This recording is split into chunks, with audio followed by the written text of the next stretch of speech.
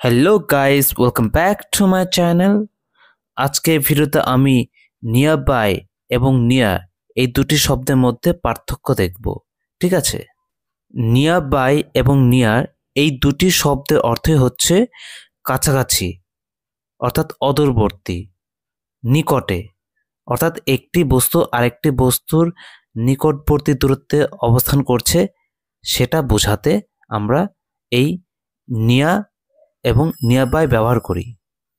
অর্থের দিক থেকে এই দুটি শব্দের মধ্যে মিল থাকলেও বাক্যে ব্যবহারগত দিক থেকে এই শব্দ দুটির মধ্যে বিশেষ পার্থক্য লক্ষ্য করা যায়। আমরা নিয়ার বাই শব্দটিকে একটি বাক্যের শেষে ব্যবহার করতে পারি। উদাহরণ হিসেবে ধরো, তুমি কারোর বাড়িতে গেলে, তো সেই বাড়িতে কেউ একজন বলল, the market is nearby. এই বাক্যের অর্থ হচ্ছে বাজার বাড়ির কাছে। এই বাক্যে বক্তাকে দ্বিতীয়বার হাউস ব্যবহার করার প্রয়োজন পড়েনি, কেননা এখানে যেহেতু নিয়ার বাই শব্দটি ব্যবহার করা হয়েছে, এর অর্থই হচ্ছে মানে কোনো একটি জায়গার পাশে। যেহেতু তারা কোনো একটা বাড়িতে আছে আর সেই বাড়ির লোকটি বলছে যে বাজারটি বাড়ির কাছে, তাই তাকে দ্বিতীয়বার আর হাউস শব্দটি ব্যবহার করতে হয়নি। সেখানে কোন জিনিসটা বাড়ির কাছে সেই জিনিসটা নাম বলা হয়েছে, সেটা কি মার্কেট।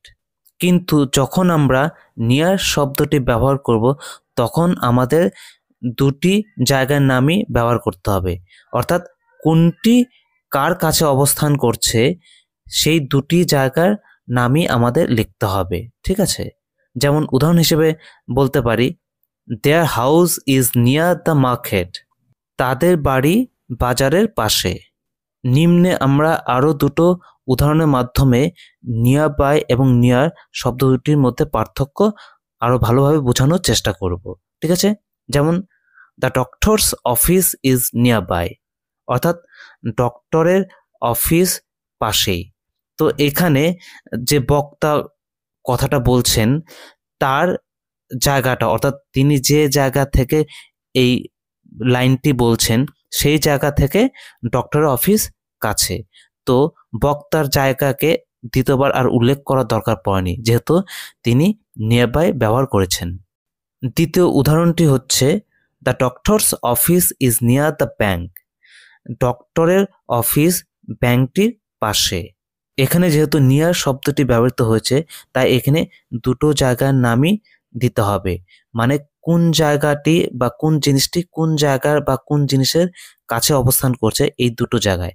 বাট নিয়ার বাই যখন ব্যবহার করব তখন বক্তা যে জায়গার কথাটা বলছে শুধু সেই জায়গাটির নামই হবে, আর তিনি যে জায়গা থেকে কথাটি বলছেন সেই জায়গার নাম আর দেওয়ার দরকার নেই, যেহেতু সেটা আগেই ইন্ডিকেট করা আছে, অর্থাৎ বক্তা সেই জায়গাতেই অবস্থান করছে।